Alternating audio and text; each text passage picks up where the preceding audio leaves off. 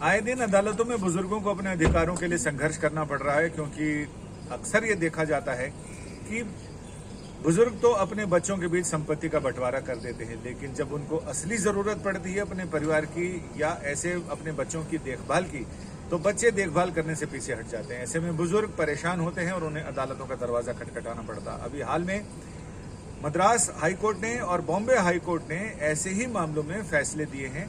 हम जानते हैं कि बुजुर्गों को यानी सीनियर सिटीजन्स को कानून क्या अधिकार उनके सुनिश्चित करता है और उनके लिए क्या एक्ट्स हैं।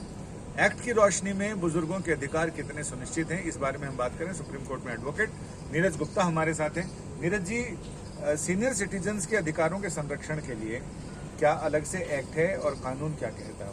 देखिए, सीनियर सिटीजन्स के राइट्स का प्रोटेक्शन पहले भी गार्जियनशिप एक्ट में था, लेकिन वो सफिशिएंट नहीं था और बहुत क्लियर नहीं था। इस वजह से सरकार ने इसकी ज़रूरत को महसूस करते हुए 2007 में सरकार एक कानून को लेके आई, जिसके अंतर्गत maintenance and welfare of citizenship and parents act लेके आई। उसमें ना केवल पेरेंट्स मतलब माता पिता ही कवर्ड हैं, बल्कि सीनियर सिटीजन जिनके बच्चे अपने नहीं हैं वो भी कवर्ड हैं। और इस एक्ट के अंतर्गत सरकार ने ये व्यवस्था की, जो भी पेरेंट्स या सीनियर सिटीजन एलिंग हैं, जिनको अपनी भरण पोषण के लिए जिनके पास व्यवस्था नहीं है या वो अपने को कॉम्पिटेंट नहीं पाते, कैपेबल नहीं पाते कि अपनी देखरेख का, खाने पीने का और व्यवस्था का कर सके, ऐसे केस में उनको एक व्यवस्था दी इस एक्ट के अंतर्गत सेक्शन 5 में कि वो एक एप्लीकेशन ट्राइब्यूनल के पास मूव कर सकते हैं और ट्राइब्यूनल उस एप्लीकेशन का 90 दिन के अंदर निस्तारण करेगी और निस्तारण करके उनका जो भी मेंटेनेंस की ज़रूरत है उसको फिक्स करेगी। और अगर फिक्स करने के बावजूद अगर बच्चे हैं या जो भी जिनको भी देना है, जिनके ऊपर लायबिलिटी है, वो अगर नहीं दे पाते हैं तो उनके बच्चों के अगेंस्ट वारंट इशू करके और उसकी रिकवरी भी करें। तो इस कानून के तहत एक परमानेंट पंचायत यानी ट्राइब्यूनल बनाया हुआ है और उस ट्राइब्यूनल के जरिए लोग उसको अप्रोच कर सकते हैं और वहां से उनको मदद मिल सकती है। ट्राइब्यूनल को पूरी पावर भी दी है कि उसको एग्जीक्यूशन भी कर सके, उसको इम्प्लीमेंट कर सके अपने ऑर्डर को।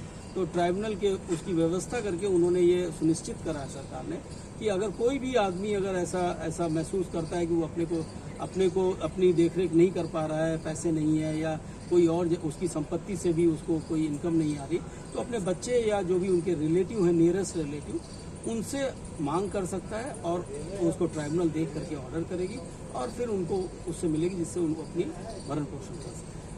यानी एक स्थायी ट्राइब्यूनल है और किसी भी ऐसे पेरेंट्स को, माता पिता को जिनके बच्चे उनकी देखभाल नहीं कर रहे या उनके बच्चे नहीं हैं, उनके पास उतनी संपत्ति भी नहीं है कि वो बुढ़ापे में अपनी देखरेख कर सकें, अपने स्वास्थ्य की देखरेख कर सकें, एक गरिमापूर्ण जीवन जी सकें, तो ऐसे लोग ट्राइब्यूनल की मदद ले सकते हैं। ट्राइब्यूनल में अपील दाखिल कर सकते हैं। ट्राइब्यूनल उनके भरण पोषण का, उनके गरिमापूर्ण जीवन का इंतजाम करने का आदेश देगा और उसकी व्यवस्था करेगा।